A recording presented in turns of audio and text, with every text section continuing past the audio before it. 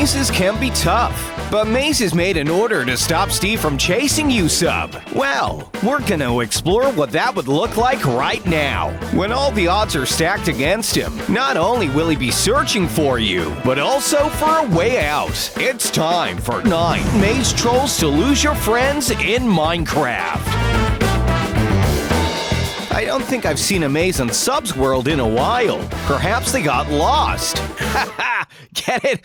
Lost like in a maze. Yeah. To lose Steve, you're gonna need more than some simple twists and turns. Implementing traps, redstone, other mobs, and even block mechanics are how you're gonna lose him in this tense chase. Number 1, the fake exit. We're not doing anything crazy until we cover the basic, most easiest maze troll possible. Creating a maze out of whatever block you want. Ensure that there are many directions, branching pathways, and pointless dead ends. Pointless dead ends are super important when making a maze. You want to waste as much of Steve's time as possible in order to slow him down in a chase. You've gone for a simple hedge maze sub. It fits well, and players won't be too wary of what they find inside, although that isn't what they should be worrying about. Ensure that there's only one exit to the maze. Of course, this is only an illusion. Replace blocks underneath the exit with TNT, and make a simple redstone trigger. All you need to do is leave Steve right on through. Jump over the trigger yourself, and allow him to explode into pieces. Number 2, the Craul Space. Have you ever played one of those old pixelated console games from the past, where you're walking in really condensed square corridors? Well, if you have, then this one might remind you of one of those. If you've never heard of any of that, then forget what I said and just start listening now. Since crawling was introduced as a mechanic, you've been able to make secret entrances, special hiding spots, and lots more with crawling spaces. So why not try to make an entire maze out of one? Prepare and plan the path carefully. Make sure to mark specific blocks on the floor and add some redstone. Wire it to a pressure plate so that it'll drop whoever's crawling above into a hole. Finally, add a roof, making the entire maze only 1 block tall. To get in, you'll of course need to use the good old trapdoor trick. I'm sure Steve will know how to do that. But once you're in, you can't stand up again. Not until you're out, that is. While you crawl to the escape, Steve is gonna have to make sure he doesn't crawl over those sneaky traps, although he's not gonna have much luck. Number 3, general knowledge.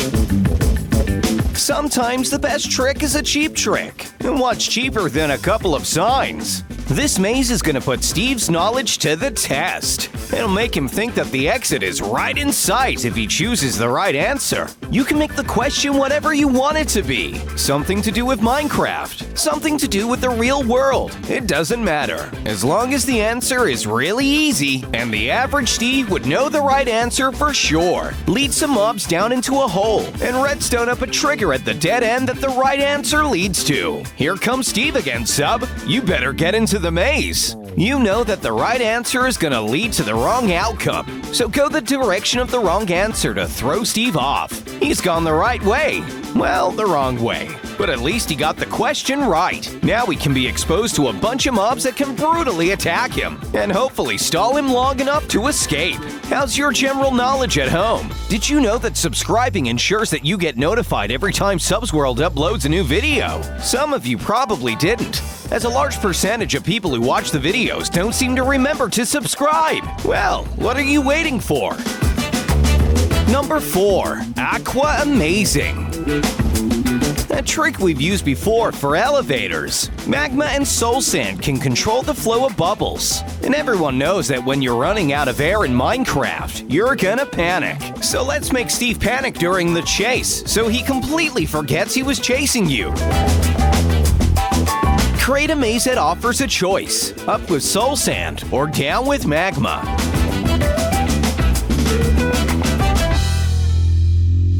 If Steve makes the wrong choice, the 1-block funnel of water will either shoot him up to drown or drag him down to take damage on the magma. Neither way escapable. And all the while, you're running free.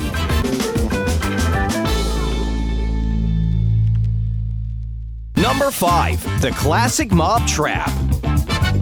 Let's punish Steve for making a misstep. After all, we're trying to stall him here. Create a maze entirely out of obsidian. This is so you can lead dangerous block-breaking mobs like creepers in for your trap, without them breaking anything. Where there are dead ends, there must be traps. So create some redstone-activated rooms that open to release creepers, skeletons, and all sorts of other mobs. What's better? Like we said, we're punishing Steve for getting things wrong. Well, there is an exit to this maze. If he triggers a single trap, it'll close up forever, leaving him to try every single dead end before realizing that he needs to accept his fate. Last time we asked you guys to smash a like goal, and you guys blew it out of the water. It's safe to say that the Subsworld community is one of the strongest and fastest growing on YouTube. Make sure to like the video to keep up your support and ensure that we can continue creating content for your lovely eyes.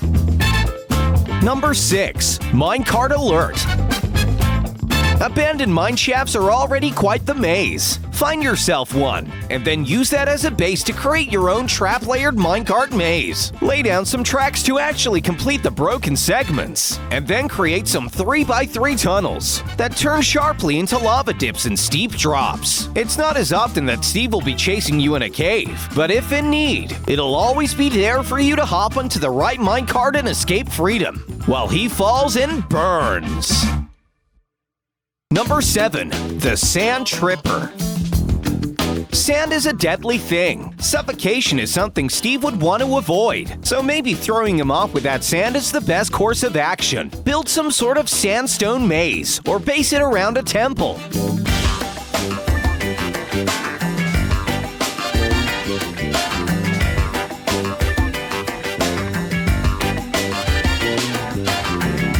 Add tripwires and wire them up to the pistons on the roof. These pistons will hold up your 2 layers of sand before they drop onto Steve. Of course, you know where the tripwires are and can just jump to avoid them. But Steve won't, and this will ultimately lead to his downfall. Or should I say, sandfall. Because of the sand. No? Really? Okay, moving on.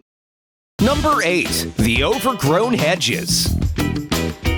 Hedges seem quite cliche when it comes to mazes, but hear me out. Leaves and other foliage can be very helpful, as they aren't full blocks, and most can be passed through as if they weren't real. Flowers and various long grass blocks can hide some very easily triggerable redstone, such as a tripwire or pressure plate. Vines, even crops can come in handy here. Using this, lace your entire maze with all sorts of intricate little redstone activators, hidden by different flora and fauna. You could even clutter some areas with some peaceful mobs, all the more to confuse Steve as he runs around trying to find you. Once the redstone's activated, the rest can be left up to you. Whatever works for you. Think you've got another amazing maze that could troll your friends? Make sure to leave a comment and let Sub know. He might even heart it if it's a super cool idea. Number 9. Cross-dimensional. I've always wondered what it would be like to wander through a portal, only to stumble across a nether or end portal. Going through, the maze could continue on that side. Essentially, it's just a gateway.